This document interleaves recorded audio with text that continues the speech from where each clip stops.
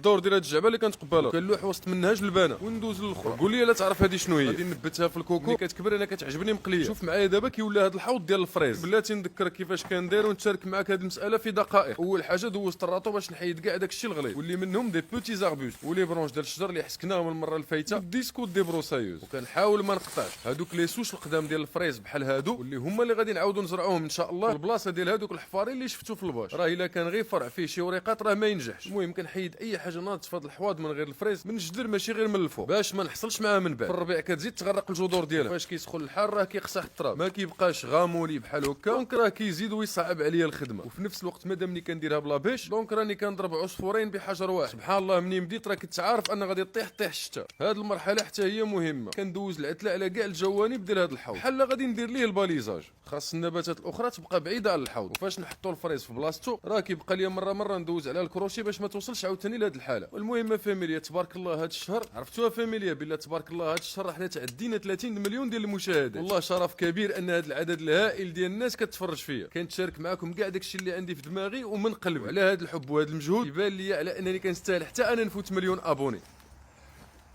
شو تواكل كيلو ديال الطراب.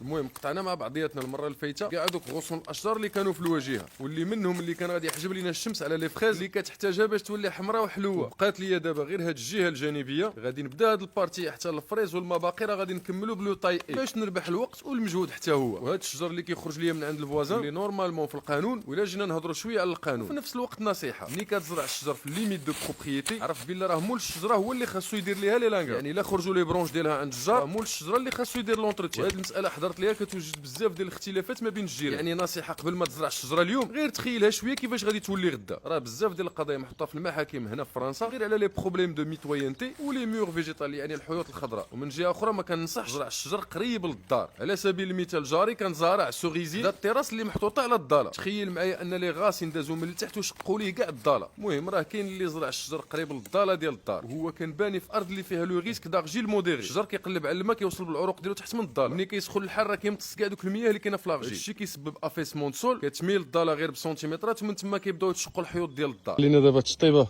باش نحيدو اصلا هاد لاموس، ومازال ليا اصلا حتى نغوبيكي باش نحيد كاع داكشي باش يبقاو غير هاد التقابي نقيين. هادوك اللي فيهم الفريزات ناضيين على بركه الله، وهادوك اللي ما فيهمش لي سوش ديال الفريزات وجيرات هادو اللي كيكونوا اصلا غير بوتيت بوس لهادوك لي بوتي زاربوست اللي كيف كتشوفوا ليه كيخرجوا حتى هنايا.